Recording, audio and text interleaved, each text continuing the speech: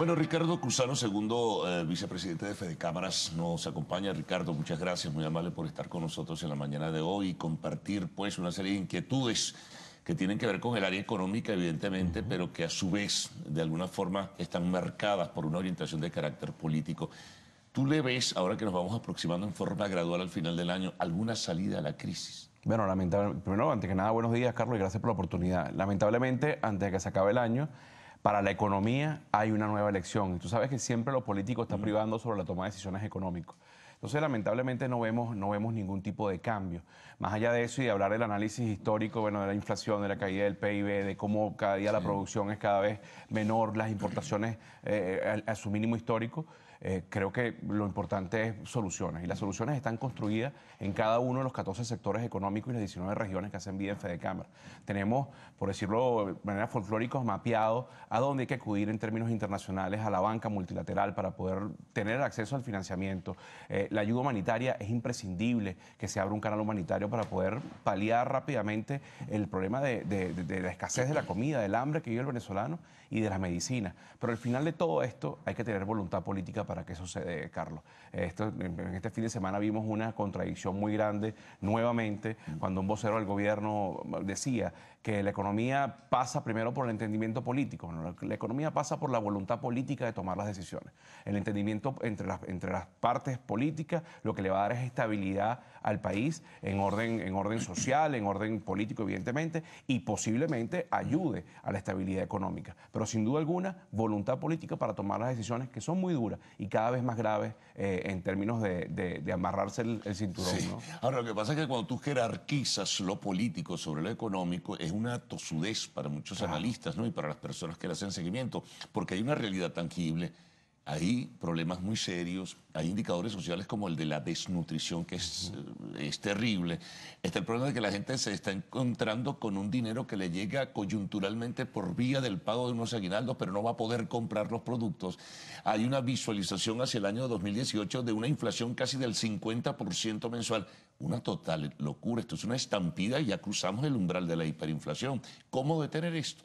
Bueno, ¿cómo detenerlo? Es lo que ya dijimos, es un plan integral. Esto no es con medidas aisladas de subir el salario, además de manera inconsulta o de cualquiera pañitos calientes. Esto tiene que tomarse medidas integrales, macroeconómicas, que ataquen el problema de la hiperinflación. En paralelo, te digo, Carlos, por ejemplo, el sector privado está estudiando cómo hicieron los sectores privados de Perú, Argentina, Brasil, en esos momentos de hiperinflación. Y nos conseguimos con cosas como que en estos países daban un día de trabajo sí, uno no, para que la gente cobrara todos los días y el día siguiente pudiese salir a comprar. Porque Claro. es lo que vemos, esa hiperinflación va consumiendo el poder adquisitivo O el del salario. disparate, pero que ocurrió así también en esos países, que a las 8:30 de la mañana vas a comprar un producto y el expendedor te dice, cómpralo ahora porque a las 10:30 lo estoy cambiando de precio. O sea, eso es una locura total y puede pasar aquí. Aquí está cambiando semana a semana. Claro, pero lamentablemente en esos países donde hubo procesos hiperinflacionarios de ese tipo, la producción nacional seguía Claro. generándose. Era problema de políticas sobre decisiones económicas. El problema que tenemos en Venezuela es que, aunado a la hiperinflación, tienes un sector productivo cada día más minimizado por políticas públicas que así lo hicieron involucionar, ¿no? Entonces, aquí el problema es mucho más complejo y por eso te repito, necesitas abrir un canal humanitario para poder apoyar al ciudadano venezolano, en paralelo accesar a los organismos multilaterales que te permitan accesar al financiamiento para reactivar la economía y al lado, por supuesto, empezar a hacer cambios de legislación que haga de una legislación de incentivos y no punitivas en la empresa privada, que genere más empleo, toma de medidas en términos de políticas monetarias con la autonomía del Banco Central, una nueva reestructuración de las políticas fiscales, que se controle el gasto público. Entonces, bueno, con todo esto a la vez, Venezuela va a tener una recuperación relativamente rápida en términos económicos, pero hace falta la voluntad política para poder darle un mejor vivir a nuestra sociedad. Ahora, ¿cómo entender que sin el aporte y sin la participación y sin el estímulo a la empresa privada, eso no va a ser posible? Pues si tú no incorporas a la empresa privada y mantienes una serie de prejuicios alrededor de su papel, pensando que son una cuerda, no sé, de bandidos, especuladores, responsables de la guerra económica, así no vas a solucionar el problema con un discurso mucho menos. La pregunta es cómo hacer que lo entiendan, ¿no? Bueno, yo creo que ya en este punto lo que falta es que busquen un poquito en Google la historia de cómo lo entendieron otros países como China, la misma Cuba que se está abriendo a un proceso más lento, pero bueno, si tú vas en Cuba, ves, hay zonas donde están promoviendo rápidamente la empresa privada. Y eso si hablamos de dos casos extremos al cual esperemos no llegar. Pero si vemos casos como Perú, que vemos casos como Colombia, que vivió tantos años de guerrilla y hoy tiene un crecimiento económico importante, es sin duda alguna porque le dieron una fuerte espaldarazo a la empresa privada, a la generación de empleo decente, estable y bien remunerado,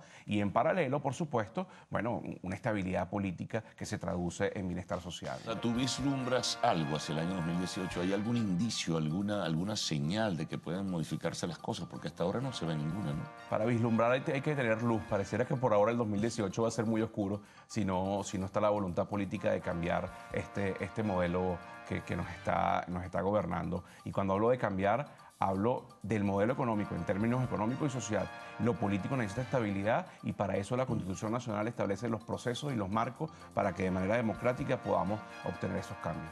Finalmente, ¿cómo cierra la actividad económica? ¿Tienes algunas cifras para este año 2018? Bueno, muy disminuida, Carlos. Hoy el 30% del parque industrial apenas está operativo y a su vez ese poco 30% es poco lo que produce. Disminución, caída del Producto Interno Bruto aproximadamente un 12%. Estás viendo aquí vimos durante el 2017 que pasaron alimentos y rubros, alimentos y medicinas, por ejemplo, de 10 a 700 y después a 3.400. Eso es una devaluación masiva, caótica.